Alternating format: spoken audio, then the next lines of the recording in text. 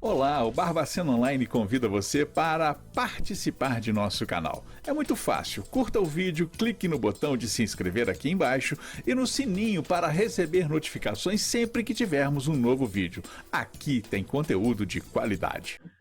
Na semana passada, após uma reunião de emergência entre o Ministério da Saúde, secretarias estaduais e municipais do país, foram traçadas algumas ações para contornar a falta de diversos medicamentos usados em internações hospitalares, em especial aqueles que são usados para pacientes que evoluem para a internação em UTI devido à Covid-19. Até a Organização Pan-Americana da Saúde foi acionada para ajudar o Brasil a conseguir realizar estas compras no exterior, a aquisição no exterior. Segundo matéria veiculada pela Federação das Santas Casas e Hospitais Filantrópicos de Minas Gerais, os gestores hospitalares consultados justificam que a falta dos produtos é resultante da alta do dólar e do preço dos princípios ativos, geralmente importados, e ainda o aumento da demanda mundial durante a pandemia. Segundo os gestores, o mercado brasileiro está desabastecido de medicamentos pré-anestésicos, anestésicos, relaxantes musculares, que são essenciais para entubar pacientes, por exemplo. Na Câmara dos Deputados, foi feita inclusive uma denúncia de que medicamentos como um dos bloqueadores musculares necessários no processo de intubação de pacientes está em falta na maioria dos estados brasileiros e já há investigação, inclusive, no Rio de Janeiro e também no Amapá, para apurar mortes de pacientes que não tiveram acesso a essas medicações. No Hospital Filantrópico Ibiapaba Sebans, aqui em Barbacena, que atende além da população local, mais 51 municípios da região e é referência no tratamento de doenças cardíacas e oncológicas e está na retaguarda a estes pacientes mais vulneráveis à Covid-19, a farmacêutica Daniele dos Santos Lima explica que os medicamentos em falta são importantes para diversos tratamentos, além de atender pacientes infectados com coronavírus. São, em geral, anestésicos, bloqueadores neuromusculares e sedativos. Para driblar a situação, alguns protocolos de atendimento estão sendo alterados em comum acordo com os médicos para que, enquanto não se normaliza o fornecimento destes medicamentos no mercado nacional, a situação não atinja maior gravidade.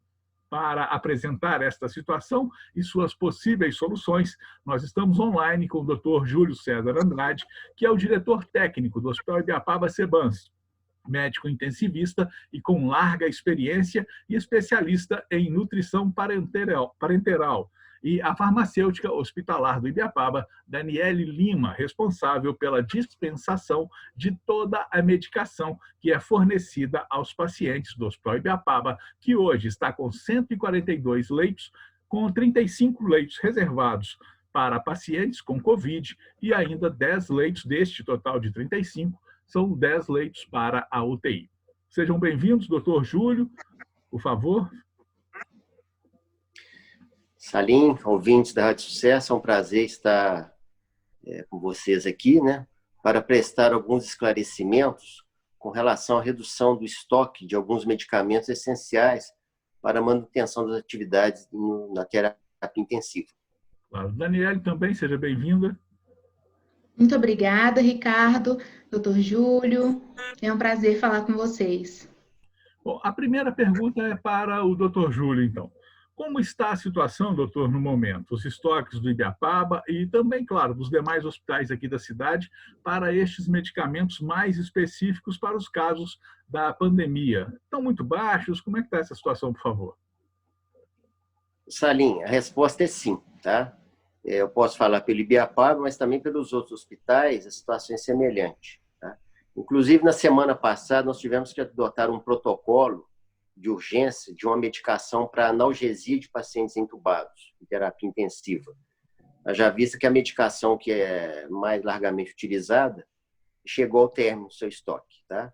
E isso tendo em vista que o laboratório fornecedor não tem como fornecer mais, ele não consegue atender a demanda. Então, isso a gente teve que sentar, a farmacêutica Daniela, com os setores da terapia intensiva do hospital, a direção técnica, e a gente elaborou um novo protocolo específico para essa medicação, levando em consideração o fator econômico, que tem que ser levado, e o fator qualidade, para manter um bom atendimento, um atendimento de qualidade aos pacientes. Certo. Ainda para o senhor, doutor, a outra pergunta é a seguinte: os governos federal e estadual, eles estão centralizando essa distribuição ou as instituições têm autonomia para fazer as compras? Até o momento, as compras são realizadas, Salim, pelas próprias instituições. Não tem um processo de centralização de compras, não. Tá? A situação é muito difícil para todos os hospitais, sejam hospitais particulares, públicos e filantrópicos. Né?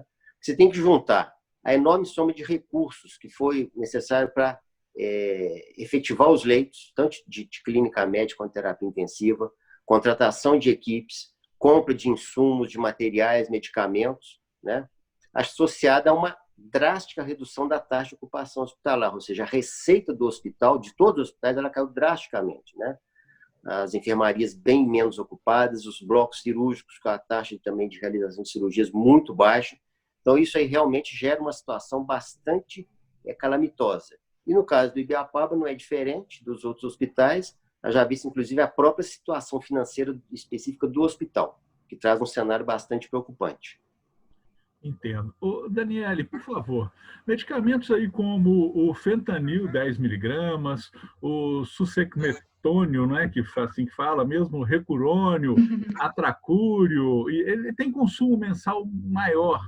Aí você pode listar para a gente o consumo de alguns deles e como é que eles estão sendo substituídos? E outra coisa, essas substituições, elas prejudicam o tratamento do paciente? Então, Ricardo, a gente pode dar como exemplo dessa falta o succinetona e a fentanila. A fentanila, só para você ter uma ideia, a gente tem um consumo médio de 1.100 ampolas de 10 ml. Isso é um consumo muito alto, porque os nossos pacientes são cardiológicos, né, oncológicos, como o doutor Júlio colocou aí. E o succinetona é utilizado para intubação, ele é um bloqueador neuromuscular. No caso da fentanila, a gente fez uma reunião com os médicos e definiu um protocolo novo de analgesia, né? Ele é usado para analgesia, com morfina de 10 miligramas. E no caso do succinetônio, a gente iria substituir pelo rocurônio, tá? Sempre quando a gente faz esse tipo de protocolo, a gente pensa o ideal, né? Como o doutor Júlio colocou aí, de questão financeira e principalmente de segurança e assistência para os pacientes, tá?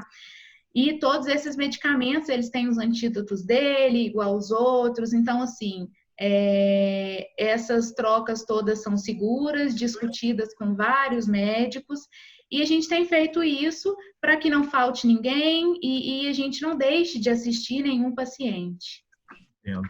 Bom, agora, além da demanda, Daniele, aumentada por estar havendo essa especulação do mercado farmacêutico, como é que o governo aí pode intervir? Tem essa demanda? Como é que fica essa especulação? Então, Ricardo, na minha opinião, uma possível intervenção, né, do governo poderia ser no sentido de facilitar a importação dessas medicações, né, e no congelamento de porcentagem das indústrias farmacêuticas. Eu nem digo um congelamento de preço final do produto, porque, obviamente, os insumos estão escassos e estão mais caros, mas eu acho que deveria haver, sim, um congelamento do percentual para que a gente possa garantir, né, que todos os hospitais tenham recursos para poder comprar esses medicamentos. Perfeito. Doutor Júlio, antes da pandemia, o sistema hospitalar, em especial o público e também o filantrópico, como é o caso aí do Hospital Ibiapaba, já vinha enfrentando várias dificuldades. Como é que está agora a situação neste momento? Né? O governo ele vem dando o devido suporte, as gestões hospitalares estão agindo, tendo que conciliar a demanda das rotinas e ainda essa retaguarda para a Covid?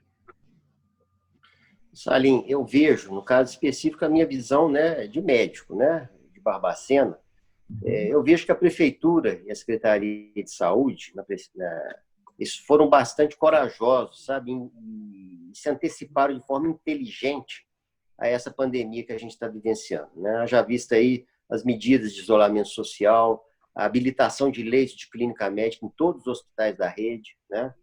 habilitação de leite de terapia intensiva, contratação de equipes, né? Então, isso permitiu que Barbacena hoje fique numa situação relativamente tranquila em termos de taxa de ocupação e até mesmo de mortalidade, né? A gente sabe que um óbito é um óbito, não tem preço, a vida humana não tem preço, né? Mas se a gente comparar com os números que a gente vê Rio, São Paulo, o Amazonas e outros estados do Nordeste, nós estamos com uma situação relativamente tranquila, né? Mas isso, assim, é uma situação, como eu já disse, a taxa de ocupação muito baixa, bloco cirúrgico também com ocupação, número de cirurgias bastante reduzido, né? Custos elevados, né? E várias verbas que estão sendo liberadas. Realmente tem um volume expressivo de verbas sendo liberadas pelo governo federal, mas a burocracia atrasa muito a chegada desse repasse. A prefeitura tem feito, através da Secretaria de Saúde, secretária Marcilene, tentativa de agilizar isso, mas a burocracia do sistema demora muito. E as contas não esperam para serem pagas, infelizmente, né? Uma outra colocação também, que são emendas parlamentares, né? Vários parlamentares, né? Deputados, senadores, aqui da região e fora da região de Barbacena, têm conseguido também liberar emendas que estão em Brasília, em tramitação, para nos ajudar, todos os hospitais, tanto Barbacena quanto Imaepe e Ibiapaba, para nos ajudar nesse momento difícil. Agora, o Hospital Ibiapaba, doutor Júlio, ele atua na alta complexidade, especialmente aí nas cirurgias cardíacas e oncológicas. Com a pandemia, ela afetou essa área e como estão os insumos, como o sangue e também outros meios que são essenciais para as cirurgias. Aliás, eu queria saber também se essas cirurgias estão sendo realizadas. Boa pergunta, Salim. É o seguinte, apesar dessa enorme dificuldade, o hospital está mantendo a estrutura dele operacional 100%.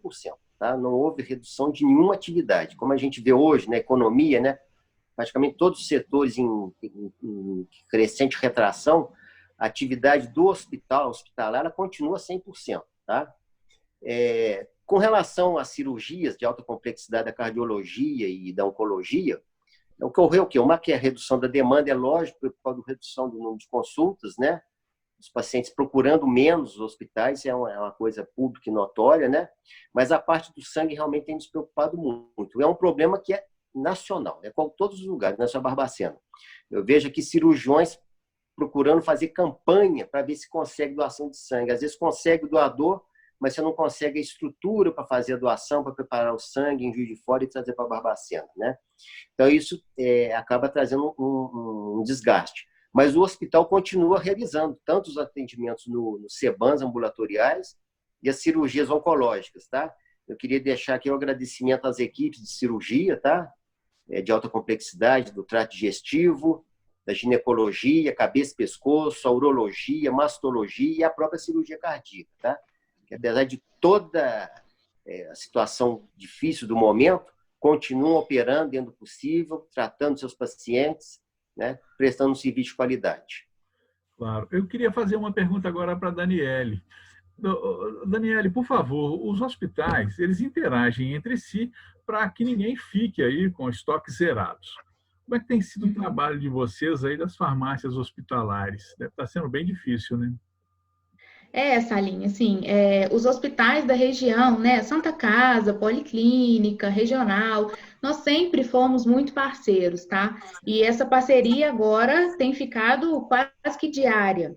Mas como essa falta, né, desses insumos aí específicos do Covid, eles têm sido uma questão nacional, talvez, né, fora do nosso país e se estenda um pouco mais, a gente fica com uma dificuldade até mesmo de pegar empréstimo, de emprestar, uma vez que a gente não pode garantir, né, o ressuprimento desses hospitais. Então, eu não posso garantir o pagamento, eu não consigo pegar empréstimo, né? E isso dificulta a gente um pouco mais. Com certeza, uma situação realmente não é fácil. Doutor Júlio, de forma geral, de acordo com o que a gente conseguiu ver até aqui, né, o senhor, inclusive, como um médico intensivista experiente, Barbacena, ela está preparada para atender uma demanda maior do que a que até agora tem sido registrada nessa primeira onda do coronavírus?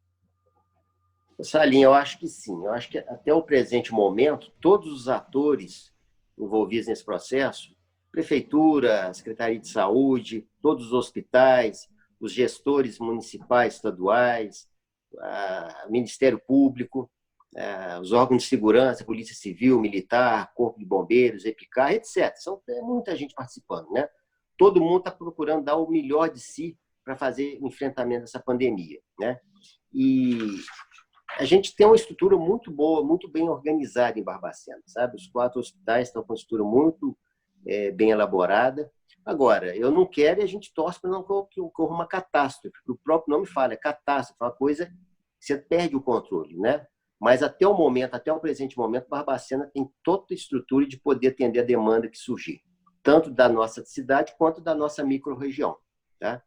Pegando o gancho que você falou, dessa parceria entre os hospitais, na sexta-feira, a direção do IMAIP fez contato comigo, estavam chegando 2 pacientes para terapia intensiva lá, vindos de Congonhas, e eles precisavam urgentemente de 4 bombas de infusão para fazer medicação venosa. E as bombas eles tinham até adquirido, mas iam chegar amanhã. E o paciente ia chegar na sexta-feira. A gente fez um contato em Ibiapaba com o responsável técnico da enfermagem e tinha 4 bombas lá que estavam não sendo utilizadas. Na sexta-feira já foram liberadas a policlínica e amanhã deve estar retornando e assim a gente vai fazendo essa parceria. Claro, isso é muito importante, né? Bom, eu queria muito agradecer a Daniele, Dr. Júlio também, a participação aqui no canal BOL, que é da Rádio Sucesso e do portal de notícias Barbacena Online, para esclarecer a população sobre essas questões. Daniele, muito obrigado pela sua participação. Seja sempre bem-vindo aqui ao nosso portal. Muito obrigada, Salim. Que vocês precisarem, nós estamos à disposição. Claro. Doutor Júlio, também agradeço realmente a sua participação aqui, a disponibilidade de nos atender. Sei que a sua agenda é bastante apertada, mas teve aí um tempinho para trazer esclarecimentos aí para a população. Realmente, muito obrigado, doutor. Eu posso fazer só uma fala final? É o seguinte, apesar de tudo que já foi feito, né, continua sendo feito nesse período aí de praticamente 3 meses, né, que eu me lembro foi dia 18 de março, se não me engano, que começou esse movimento mais efetivo, né? A gente não pode abrir mão, e é o que eu estou falando como médico, como profissional, como ser humano, como brasileiro, tá? A gente não pode abrir mão da importância das medidas de prevenção, né? Distanciamento, não vou falar de isolamento, mas o distanciamento social dentro do possível, uso de máscara, medidas de higiene pessoal, lavar as mãos. Isso é fundamental, tá? A gente não pode esquecer disso, tá? A gente tem que pensar nos nossos idosos, nos nossos doentes crônicos, que às vezes estão dentro das nossas próprias casas, tá? E a gente não pode ficar à mercê de alguns poucos irresponsáveis, é o nome que a gente pode dizer, né? Que não respeitam essas regras, apesar de toda a gravidade do momento. É o meu apelo final que eu faço a todos. Claro, doutor Júlio, realmente muito obrigado a você, a Daniele também, por estar aqui participando conosco do canal BOL. Se você gostou desta entrevista, dê um like e não esqueça de se inscrever em nosso canal para receber notificações sempre que tivermos novas entrevistas. Canal BOL, aqui tem conteúdo de qualidade. Olá, o Barbacena Online convida você para participar de nosso canal. É muito fácil, curta o vídeo, clique no botão de se inscrever aqui embaixo e no sininho para receber notificações sempre que tivermos um novo vídeo. Aqui tem conteúdo de qualidade.